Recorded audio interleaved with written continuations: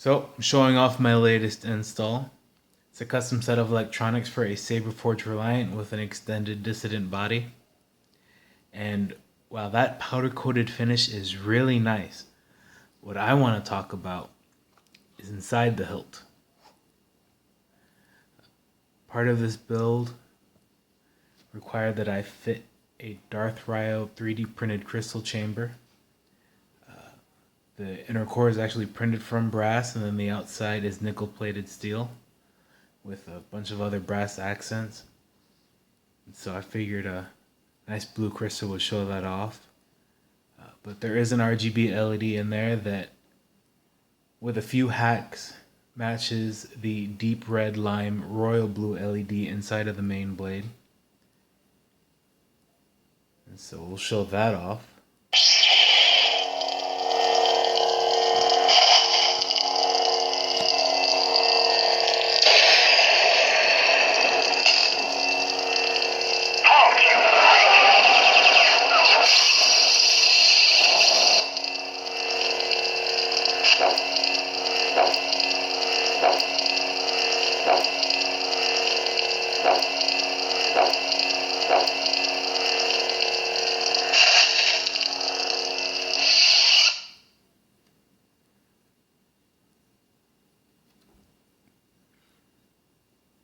So anybody familiar with Camino probably already knows what board's inside of here.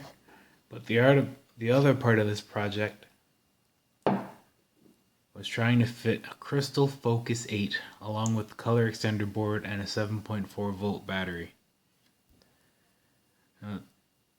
Wound up being a challenge to even find a chassis that can fit all that inside of a Saberforge hilt. So I wound up designing and printing my own. Tried to keep the silver and brass theme going from the crystal chamber. And then because space was such an issue, I wound up fitting the recharge and rice ports inside of the speaker holder. And that speaker is a Railmaster, which I think gives a really nice balance of volume and bass, and is just an all-around great sounding speaker without taking up a whole lot of space.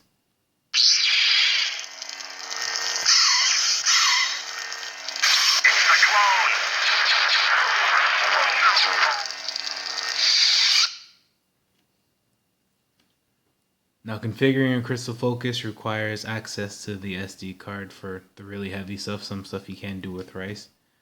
So I'll just go over that quickly. First thing you'll do is pop the kill key inside the recharge port.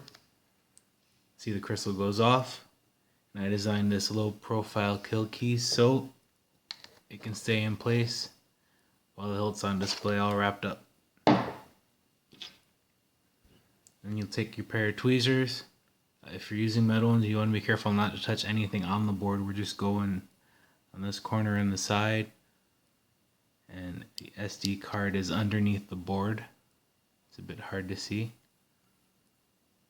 You'll basically use the tweezers to pull the card out, do your tweaks, and then push it back in.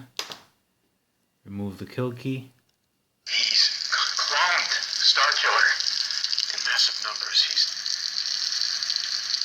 building an army. And you're back in action.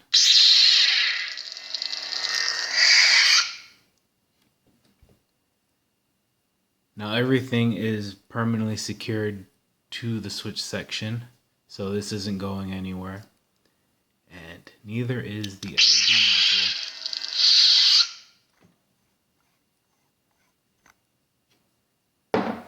That's been secured.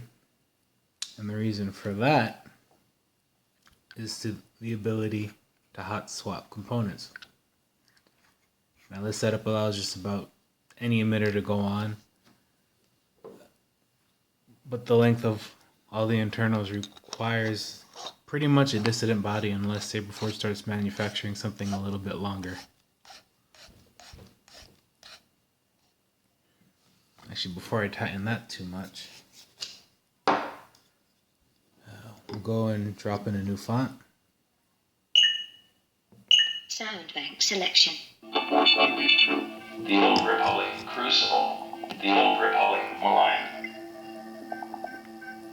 The Old Republic Malign. Do I have to kill you to get you to stop talking? and show off a really nice deep red LED.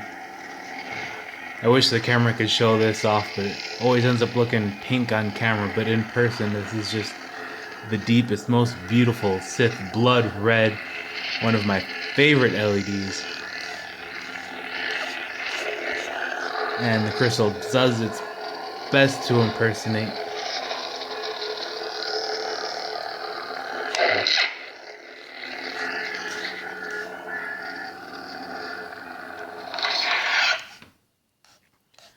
There are some other awesome and bizarre combos.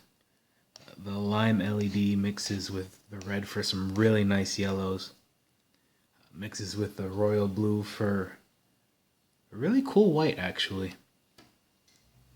And the deep red and the royal blue make a nice purple, which I think I can pull up, actually. Sound bank selection. The Old Republic. Young light audio. Night. Crystal focus. Nebula. Granny. Off. Revolt. Saberforge. There we go. Saberforge. This party's over.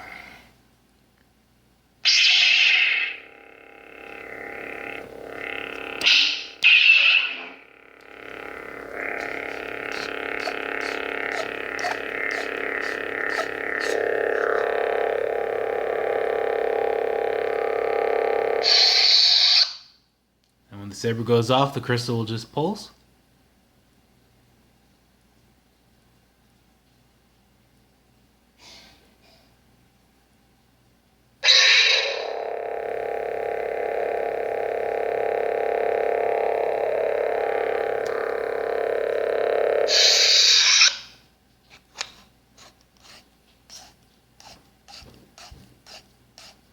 And that about wraps up this install. Thanks for watching.